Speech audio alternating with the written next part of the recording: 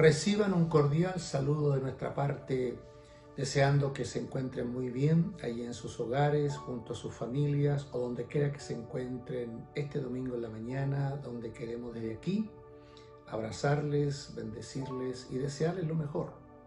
Estamos muy contentos de poder estar un domingo más con ustedes, compartiendo la palabra de Dios.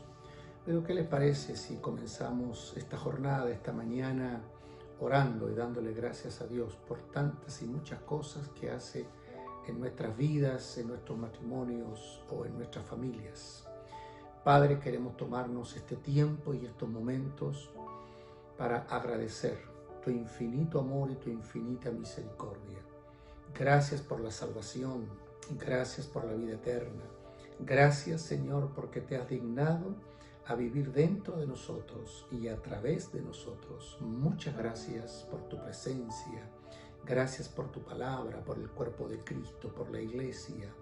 Gracias, Señor, por esos fieles que no dejan de predicar y evangelizar en diferentes rincones y puntos del mundo.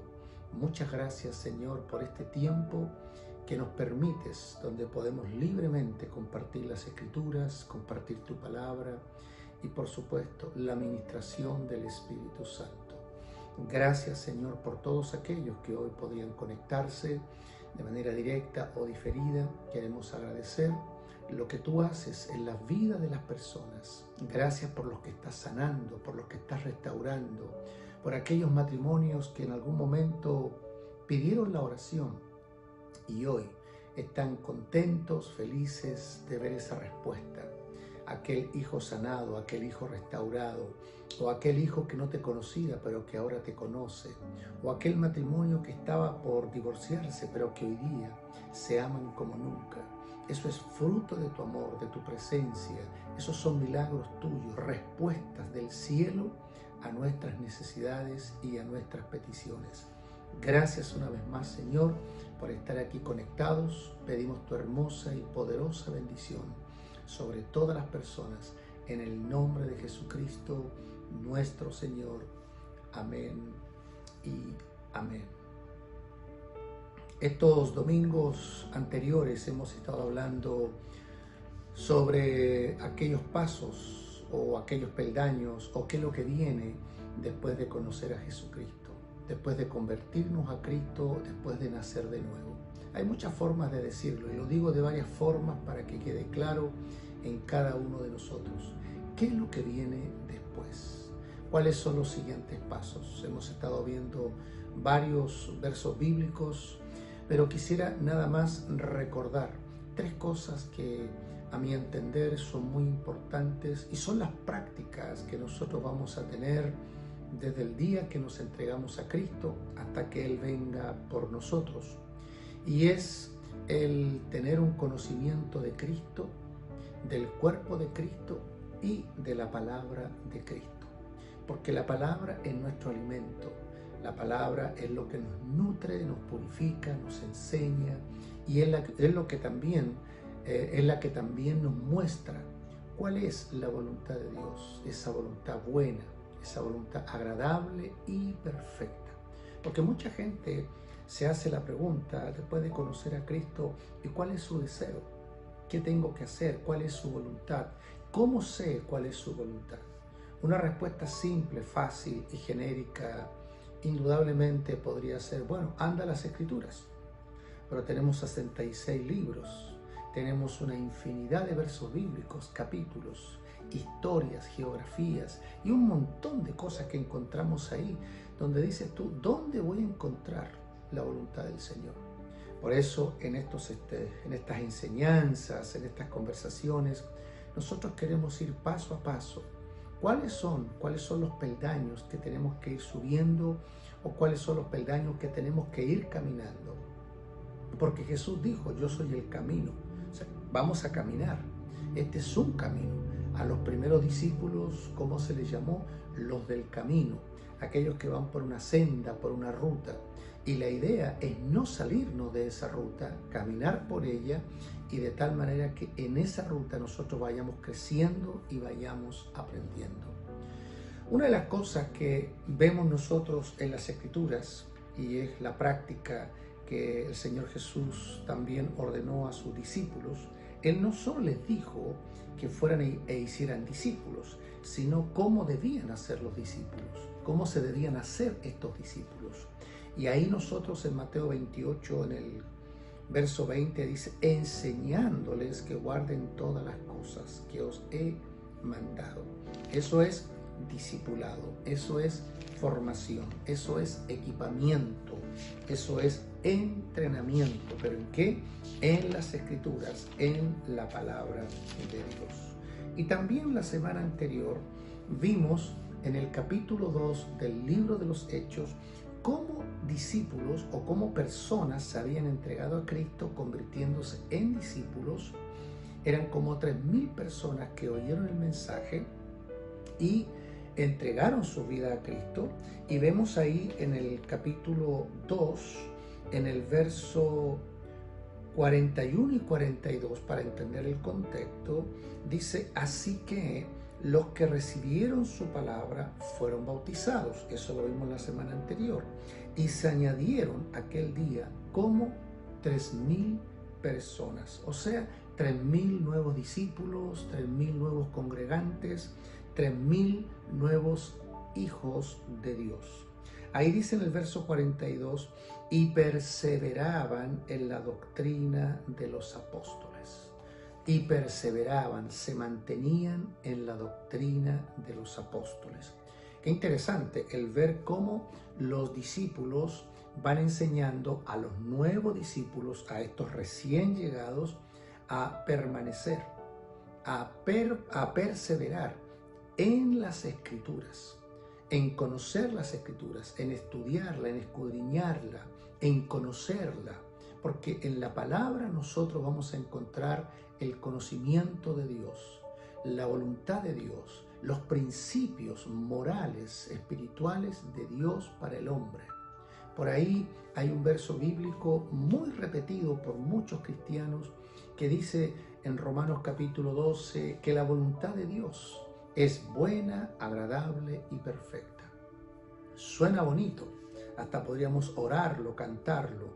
La voluntad de Dios es buena, agradable y perfecta. Pero todavía una persona que no tiene conocimiento de las Escrituras podría preguntarse, está bonita la frase, pero todavía no sé en concreto, objetivamente, cuál es la voluntad de Dios, cuál es el deseo de Dios. Y para ello nosotros necesitamos ir a las Escrituras, necesitamos conocer la palabra de Dios. Cuando a mí me pregunta una persona recién convertida o que recién está conociendo a Cristo, ¿qué libro me recomienda que lea? O me preguntan, ¿cuál es su verso preferido? En realidad, toda la Escritura, toda la palabra de Dios es una palabra de edificación, una palabra que fortalece en los momentos que estamos débiles, que bendice cuando la necesitamos, porque la palabra tiene vida, tiene espíritu. Es la palabra de Dios que salió de la boca de Dios, que está escrita, pero que salió de la boca de Dios para bendecirnos y edificarnos. Pero a mí cuando me preguntan cuál sería su consejo, yo siempre le digo a la gente, vaya a los evangelios. Comience leyendo los evangelios. Ahí tenemos la vida de Jesús, su niñez en algunos casos, su crecimiento, su ministerio, cómo él tomó y llamó discípulos, cómo seleccionó hombres y cómo los fue equipando y preparando. Después ahí vemos la crucifixión de Jesús, la resurrección de Jesús y por supuesto su ascensión. Entonces cuando nosotros vamos a los evangelios, vamos a tener como un resumen de todo lo que fue la vida, ministerio, muerte, resurrección y ascensión de Jesucristo. Ahí tenemos todo lo que Jesús hizo. Y se supone que nosotros hoy día somos discípulos de Cristo, los que vamos a replicar, los que vamos a repetir, los que vamos a traer hoy día esos principios y valores que Él vivió y enseñó ahora en nuestras propias vidas. Por eso yo siempre he dicho que el Evangelio no es algo que se vive 2 horas en un templo. El Evangelio es un estilo de vida. El Evangelio es una verdad que se hace carne en nosotros y que podemos vivir a diario, los 7 días de la semana, los 365 días del año, los 12 meses del año, donde cada día, cada minuto nosotros podemos vivir la vida de Cristo. Eso puede ser en nuestros matrimonios, en nuestros trabajos, en nuestras oficinas, con nuestros amigos, incluso en nuestras diversiones, en nuestros hobbies, con la gente que nosotros conocemos o compartimos. Siempre mostrar o demostrar que somos hijos de Dios. No esos cristianos religiosos, sino aquellos que manifestamos la vida de Cristo de manera natural y transparente. Pero repito la pregunta, ¿cómo un nuevo va a conocer la voluntad de Dios si no conoce las Escrituras?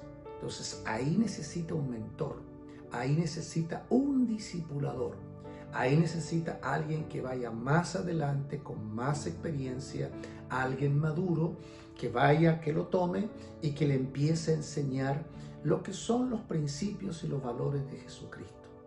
Repito, si usted va a los evangelios, usted va a conocer la vida de Cristo, cómo Él vivió, cómo Él pensaba, cómo Él accionaba, cómo reaccionaba frente a las circunstancias que le tocaba vivir, frente a los romanos, frente a los religiosos, frente a los que estaban interesados, frente a los curiosos y por supuesto también hacia los discípulos. Por eso, mi consejo, lean los evangelios. Ahí tienen varios capítulos, varias escenas y episodios donde usted con su cuaderno, su agenda, va tomando nota, o con su iPad o teléfono, usted va tomando nota de cosas importantes, va haciendo preguntas, y cuando se junta con su mentor, cuando se junta con su discipulador, usted le hace las preguntas que no entiende. ¿Por qué dice esto? ¿Por qué dice esto otro? ¿Por qué Jesús hizo esto? Y etcétera, etcétera. Entonces, ahí el nuevo discípulo va teniendo un encuentro con las Escrituras y va viendo a Jesucristo a través de las Escrituras.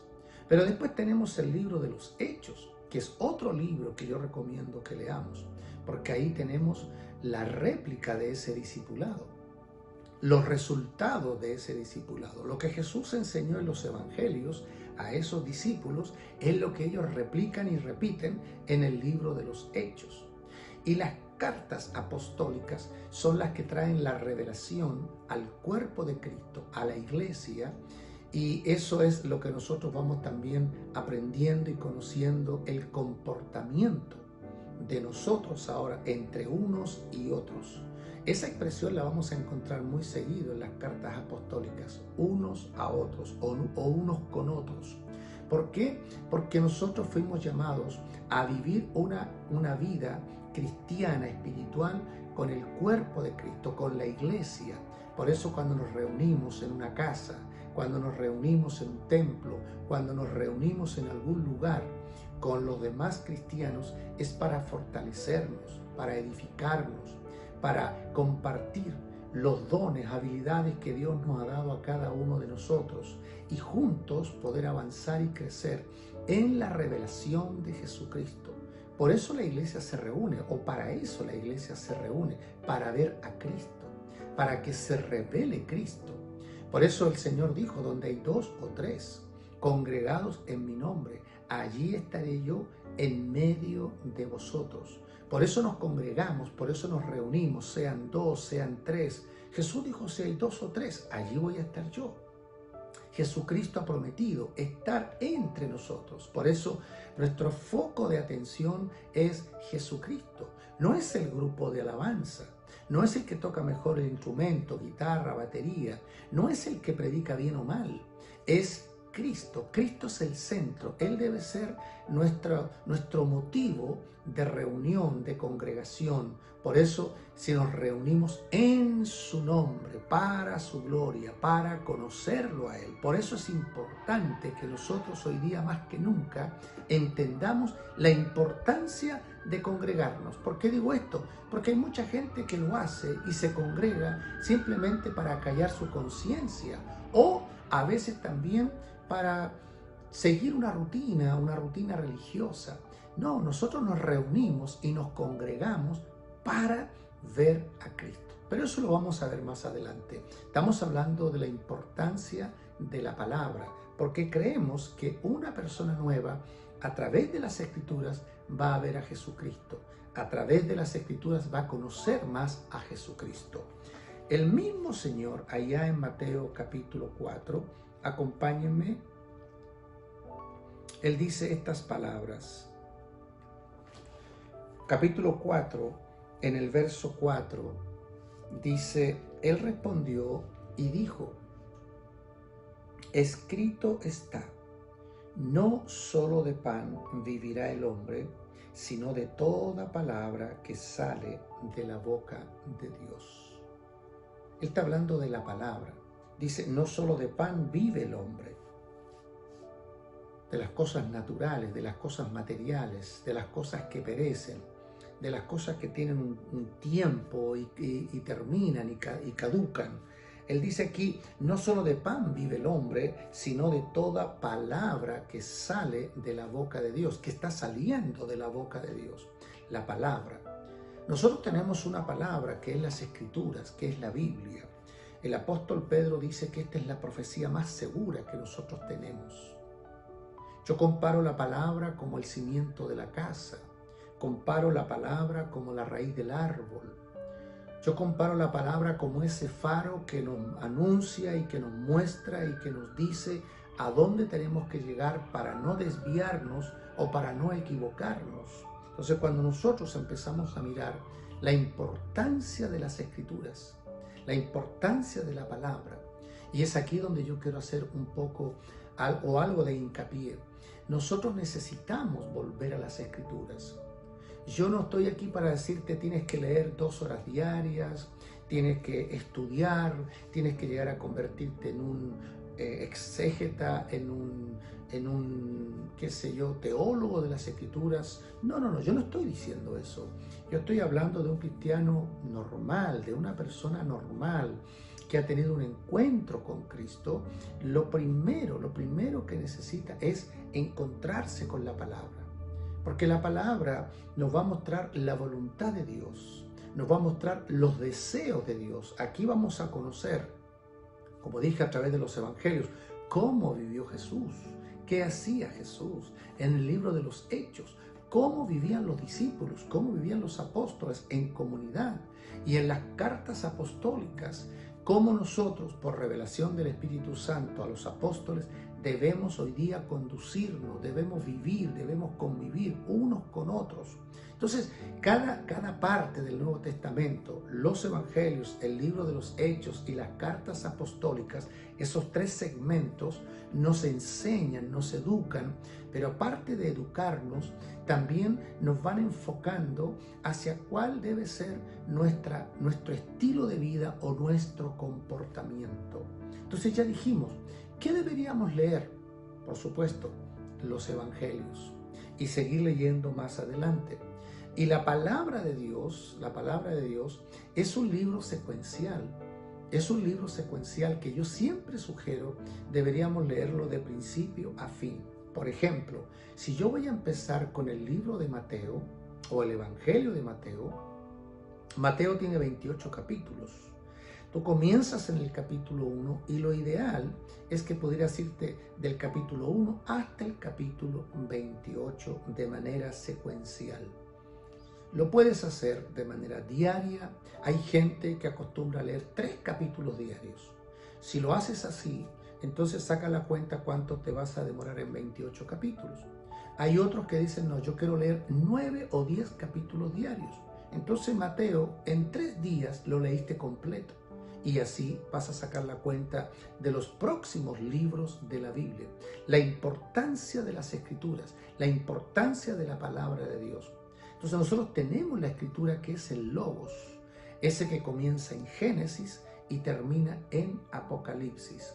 Me gusta lo que dice el apóstol Pablo escribiéndole a su discípulo Timoteo, acá en 2 de Timoteo capítulo 3, en el verso 16, dice, toda la Escritura, toda, es inspirada, soplada por Dios. Este no es un libro natural, esto no es un libro humano, Sí lo escribieron personas, pero es un libro inspirado por Dios.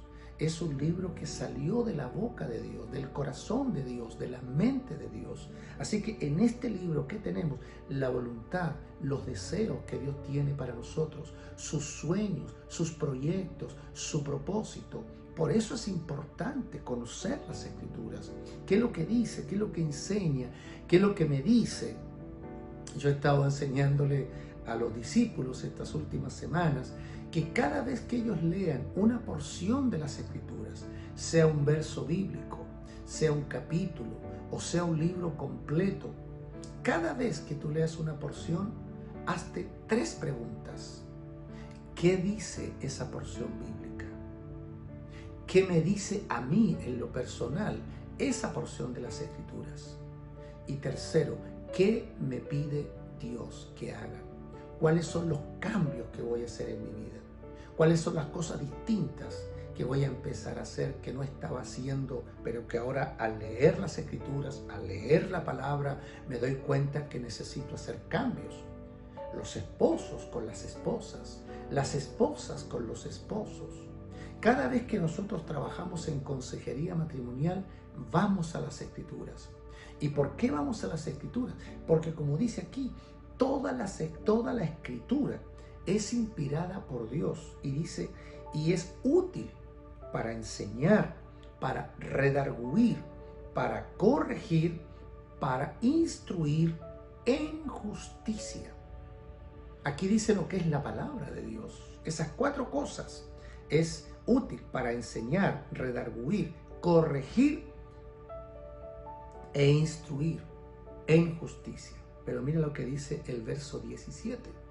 Ahí está el propósito de las Escrituras. A fin de que el hombre de Dios, los hijos de Dios, tú, yo y cada hombre y mujer que ha entregado su vida a Jesucristo, dice, a fin de que el hombre de Dios sea perfecto. Hay un propósito. Nosotros no vamos a alcanzar madurez si dejamos de lado la palabra. Enteramente preparado para toda buena obra. Hay gente que una vez que entrega su vida a Cristo, se conforma con la parte estética de una congregación. Es decir, le gustan los cantos, se emocionan cuando hay alabanza. Indudablemente hoy día con toda la tecnología, luces, pantallas, lindos teclados, es fácil que la gente se emocione. Es fácil que la gente termine llorando y diga, esta es la parte que a mí más me gusta del servicio y es la parte que más me bendice. Incluso algunos, y lo digo de buena onda, llegan a comparar eso como que, esto es la presencia del Señor, pero la palabra como que no me gusta mucho. Yo quiero decirte esta mañana, la palabra, la Escritura, es el único elemento espiritual que nosotros tenemos para un crecimiento interior. El crecimiento interior, el crecimiento espiritual, ¿cómo lo vamos a lograr? A través de las Escrituras, a través de la palabra. Primero, leyéndola. Necesitamos leer las Escrituras. Luego, escudriñándola. Y eso nos toma un poquito más de tiempo, porque escudriñar significa ir con nuestro lápiz, con nuestra agenda, con nuestro cuaderno, con nuestro teléfono, donde vamos a investigar, a ver por qué dice esta palabra. Es un verbo, a ver qué indica este verbo, a ver por qué lo dijo, a quién se lo dijo. Y empezamos ya a meternos un poquito más en la Escritura, a entender un poco mejor el significado, lo que está diciendo la palabra, la frase, el autor, etc. Pero también después vamos a algo más allá, oramos para que esa palabra que aprendimos, que conocimos de manera un poquito más amplia, más profunda, entonces se haga vida en nosotros. Que esa palabra no quede en nuestro intelecto, pase a nuestra experiencia.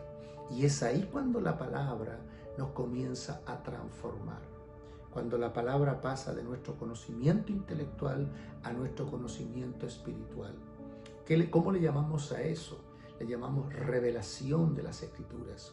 Porque hay gente que tiene teología, doctrina, tiene información de la Escritura, pero no tiene revelación de la Escritura. Nosotros necesitamos pedirle al Espíritu Santo que nos revele, como dice Pablo por ahí en una de sus cartas, para que Dios abra nuestros ojos, los ojos del entendimiento. Pablo no está hablando del entendimiento natural, o si no cualquiera tendría acceso a la Escritura y la podría entender perfectamente. Él está hablando de un entendimiento espiritual. Ese entendimiento espiritual fue activado el día que nacimos de nuevo. Pero ¿cómo se ejercita? ¿Cómo se desarrolla? A través del ejercicio de la palabra de Dios. Cuando tú la lees, cuando tú la escudriñas, cuando tú la revisas, cuando tú la desmenuzas y haces o permites que esa palabra te cautive, que esa palabra te lleve a una experiencia. Por eso siempre digo que la palabra es didáctica. La palabra no es teoría, la palabra no es información.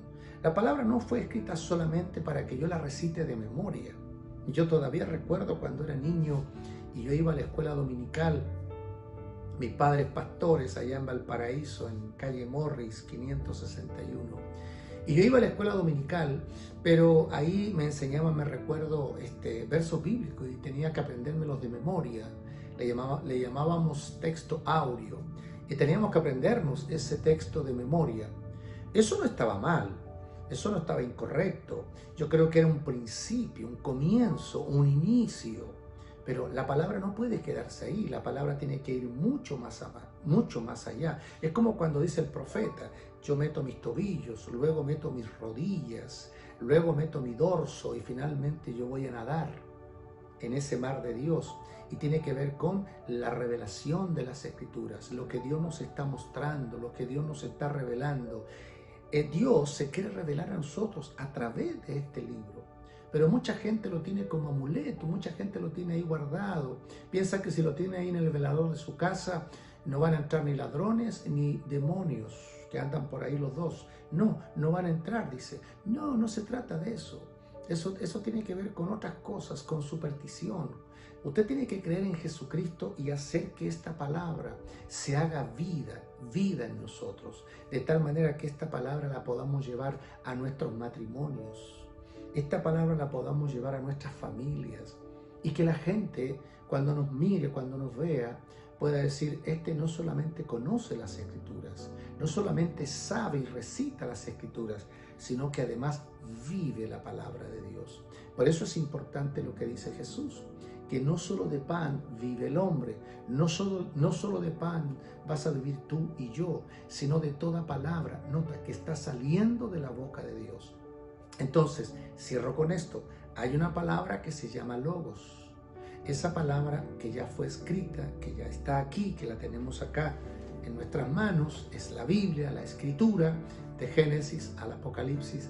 Pero hay otra palabra de Dios que está saliendo ahora, en este minuto, en este segundo, de su boca. Eso lo vamos a ver la próxima semana. Por eso hablamos del logos y del rema. La palabra escrita y la palabra súbita, la palabra inspirada. Pero eso lo vamos a dejar para la próxima semana. Pero lo importante para aquella persona que ha entregado su vida a Cristo, el siguiente paso, ya dijimos, es bautizarse, ser parte del cuerpo de Cristo, pertenecer al cuerpo de Cristo. Y ahora estamos viendo la importancia de la palabra de Dios en nuestras vidas. Ha sido un gusto, ha sido un placer estar contigo esta mañana, donde quiera que te encuentres. Que Dios bendiga tu vida, bendiga tu matrimonio, bendiga tu familia y que este sea un hermoso y poderoso día para ti. Y te deseamos una hermosa y bendecida semana. Dios mediante, será hasta el próximo domingo.